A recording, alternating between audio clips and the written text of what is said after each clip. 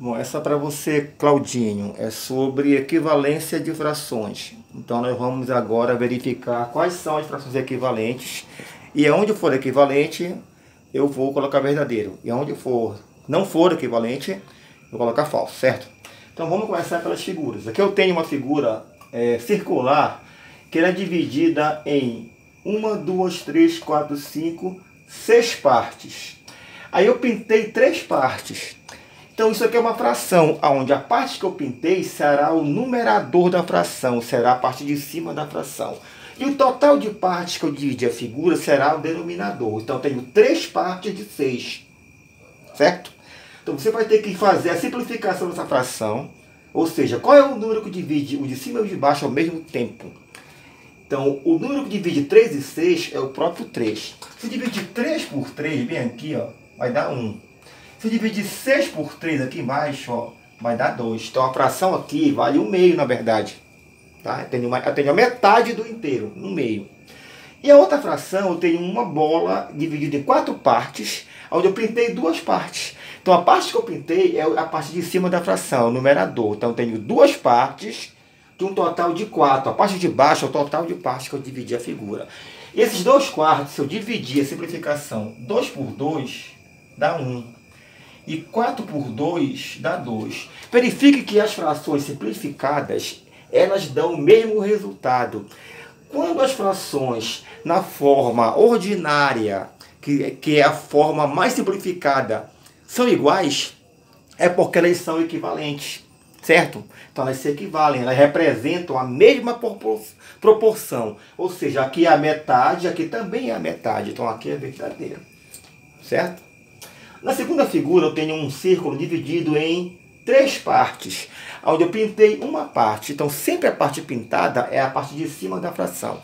Então vai ser 1 em cima. E o total de partes que eu fiz a divisão é a parte de baixo. Então aqui eu tenho 1/3. Eu peguei uma parte de 3.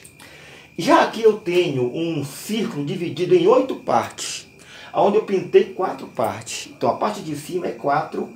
E a parte de baixo é o total de partes que eu tinha, que é 8. Então eu tenho 4/8. Se eu simplificar essa fração aqui, ó, 4 por 2, aliás, 4 por 4, vai dar 1. Tem que ser pelo mesmo divisor, em cima e embaixo, hein? Então, o 8 por 4 vai dar 2, deu 1/2. Então, aqui nesse 1/3 não tinha como simplificar mais, já parou aí. Então, 1/3 não é igual a 1/2. Então, aqui não são equivalentes. Então, aqui você vai colocar como falso. Certo? Nesse terceiro item aqui, nós temos um círculo dividido em 2 partes.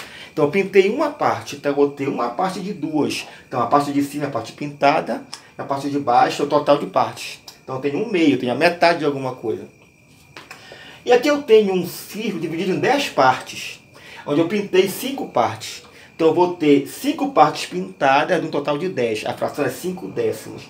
Essa fração eu simplifico ela por 5, em cima e embaixo. Se eu dividir por 5 em cima e dividir por 5 embaixo, 5 por 5 vai dar 1 e 10 por 5 vai dar 2. Aí eu verifico que deu a mesma proporção. Deu 1/2 aqui e 1/2 aqui. Ou seja, eu tenho metade nos dois. Então elas são equivalentes, essas figuras. Então é verdadeiro também. Na quarta eu vou ter um círculo dividido em 12 partes, onde eu pintei 2 partes. Então eu vou ter 2 partes pintadas de um total de 12. A fração 2/12 avos. Eu simplificando essa fração por 2 em cima e por 2 embaixo, eu vou ter 2 por 2 dá 1 e 12 por 2 dá 6. Eu vou ter a fração 1/6. Então isso aqui é 1/6 de um total, né?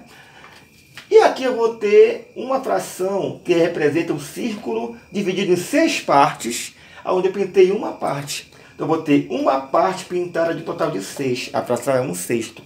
Perceba que deu a mesma equivalência, a mesma fração ordinária. Então quando eu simplifico as frações e elas representam a mesma proporção, é porque elas são equivalentes. Então aqui também é verdadeiro, tá? Na próxima eu faço as outras.